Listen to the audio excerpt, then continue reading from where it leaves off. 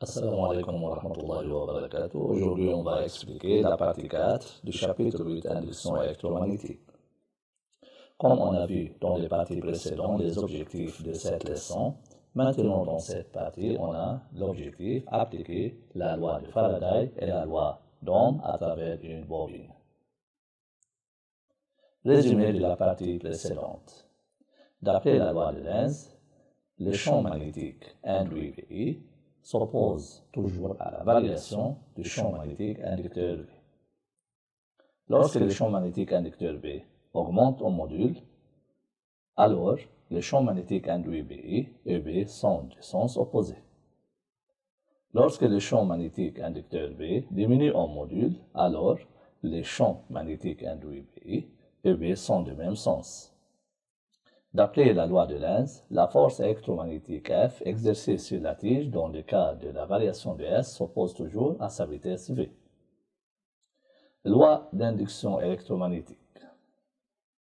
On a trois lois d'induction électromagnétique: loi de Lenz, loi de Faraday, loi d'Ohm. La loi de Lenz, déjà vue dans la partie précédente. Dans cette partie, on va expliquer les deux lois, loi de Faraday et loi d'Ohm. D'abord, la loi de Faraday. La force électromotrice induite E dans un circuit à l'instant T est égale à l'opposé de la dérivée par rapport au temps du flux magnétique traversant le circuit. Formule E est égale moins dérivée de phi par rapport à T. Phi est le flux magnétique exprimé en Weber, T est le temps exprimé en secondes, E est la force électromotrice induite exprimée en volts. Cette loi de Faraday sert à déterminer la valeur algébrique de la force électromotrice induite E. Cette grandeur algébrique est obtenue selon la variation du flux magnétique. Lorsque phi est constante, la dérivée de phi par rapport à T est nulle, alors E égale à 0. Donc, dans ces cas, pas d'induction électromagnétique. Lorsque phi varie, la dérivée de phi par rapport à T est non nulle, existe non nulle, alors E est différent que 0. Donc, le flux ou bien la variation du flux donne ou bien donc le phénomène induction électromagnétique a lieu. Cette variation de phi peut être variation de premier degré, variation de second degré, variation sinusoïdale, variation exponentielle, etc. Loi d'Ohm. La force électromotrice induite E dans un circuit induit est proportionnelle à l'intensité du courant induit I qui le traverse. La constante de proportionnalité est la somme de R ou bien R total. E est égal I fois R total. E est la force électromotrice induite exprimée en volts. I est l'intensité du courant induit exprimée en ampères. R total est la résistance totale équivalente d'un circuit exprimée en ohms. Cette loi d'Ohm sert à déterminer la valeur algébrique de l'intensité du courant induit I. Comme R est positif toujours, alors E et I sont toujours du même signe. Lorsque E est positif, I positif. Lorsque E est négatif, I négatif. I et U sont du même signe toujours. D'après le signe de I, on peut savoir le sens du courant dans le circuit. Signe de E et I. Si phi augmente, alors le phi sur le T est positif et par suite est négatif. Si phi diminue, alors le phi sur le T est négatif et par suite est positif. Si E positif, I aussi positif. Alors, dans ce cas, il circule dans le circuit dans le même sens que le sens positif choisi. Si E négatif, alors I négatif, c'est-à-dire il circule dans le circuit dans le sens opposé du sens positif choisi. Dans les phénomènes d'induction électromagnétique, la bobine agit comme un générateur lorsque E fois I positif. Application 4. Le flux magnétique dans un circuit induit varie en fonction du temps selon l'équation suivante. Phi est égal 10T plus 2, système international. Dans ce cas, phi est variable de premier degré.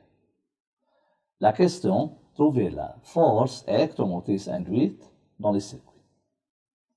D'après les lois de Faraday, E est égal moins de phi sur dt est égal moins 10 volts. Application 5. Le flux magnétique dans une bobine varie de 0,2 Web jusqu'à 1 Web durant 50 millisecondes.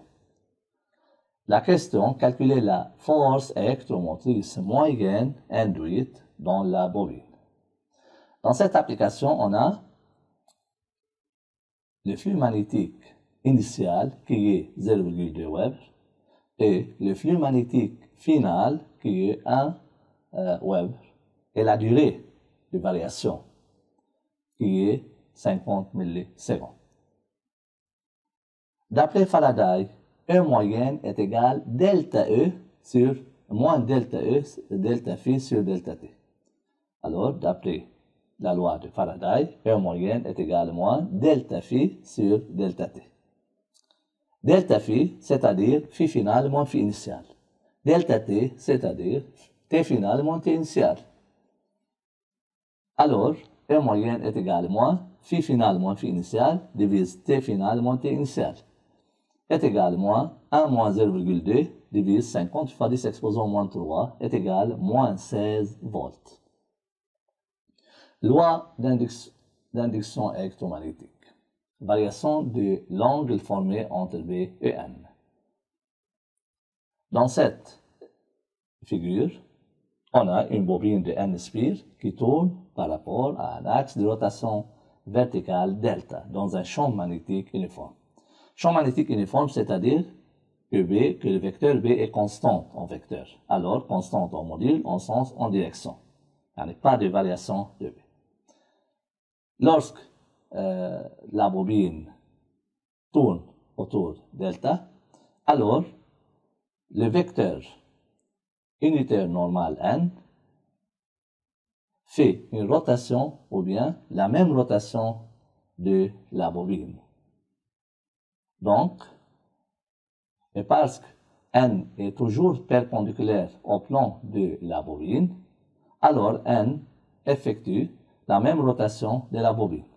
Donc, l'angle formé entre B et N, l'angle θ formé entre B et N, varie durant cette rotation entre 0 et 2 kπ.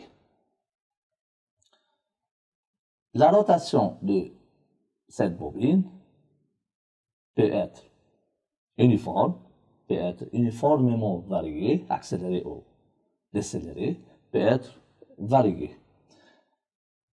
Si la bobine tourne avec une vitesse angulaire constante, c'est le cas d'une rotation uniforme, alors la vitesse angulaire θ' égale oméga égale constante, tourne avec une vitesse constante. Expression du flux magnétique phi. Phi est égal NBS cosinus entre B et N est égal NBS cosinus θ. La bobine tourne avec une vitesse angulaire constante, alors l'équation horaire de θ en fonction de T est variable de premier degré. θ égale θ'T plus θ0 est égal oméga T plus θ0. Donc, on obtient phi est égal NBS cosinus oméga T plus θ0. Phi est égal phi m ou bien phi max cosinus oméga T plus θ0. Phi max ou bien phi m représente NBS. C'est la valeur maximale de phi. Comme vous voyez, phi et l'expression ou bien de forme sinusoïdale. Alors, phi varie sinusoïdalement entre plus phi m et moins phi m. Expression de la force électromotrice induite, E. D'après la loi de Faraday, E est égal à moins de phi sur dt. Comme on a vu, phi varie sinusoïdalement, on fait la dérivée de phi par rapport à t et on multiplie par moins. Alors, E est égal à nbs oméga sinus oméga t plus θ 0. Ce qui donne E est égal à Em sinus oméga t plus θ 0. Em, c'est la valeur maximale de la force électromotrice induite, représente nbs oméga. Le coefficient multiplié par les lignes trigonométriques sinus oméga t plus θ 0. Dans cette figure, on a une représentation de E en fonction de t. Cette représentation est prise pour θ 0 égale 0. Comme vous voyez, E varie en fonction de t sinusoïdalement. Elle change le signe deux fois pendant une période, tantôt positif, tantôt négatif. Expression du courant induit I. D'après loi d'Ohm, I est égal à E sur R total. Et déjà calculé, nbs oméga sinus oméga t plus θ 0 divise R total égale nbs oméga sur R total, le tout multiplié par sinus oméga t plus θ 0. On obtient I est égal à Im sinus oméga t plus θ 0, où Im représente la valeur maximale de l'intensité du courant induit. Alors, comme vous voyez, I est de forme sinusoïdale. Alors, elle varie entre les deux valeurs extrêmes, plus Im et moins Im. Comme vous voyez, I varie sinusoïdalement. Cette représentation de I en fonction de t est prise pour θ 0 égale 0. Résumé. Loi d'induction électromagnétique. Loi de Faraday. E est égal à moins dérivée du flux magnétique par rapport à t.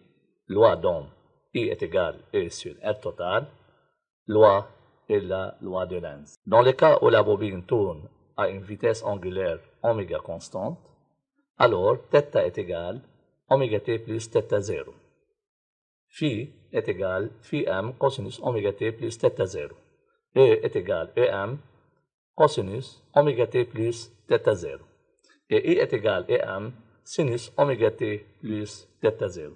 Phi, E et I sont de forme sinusoïdale. Dans les phénomènes d'induction électromagnétique, la bobine agit comme un générateur lorsque E fois I est plus grand que 0. Pendant les phénomènes d'induction électromagnétique, le courant induit peut être nul si le circuit induit est ouvert ou s'il est fermé à une résistance infinie. C'est la fin de la partie 4. Merci pour votre attention.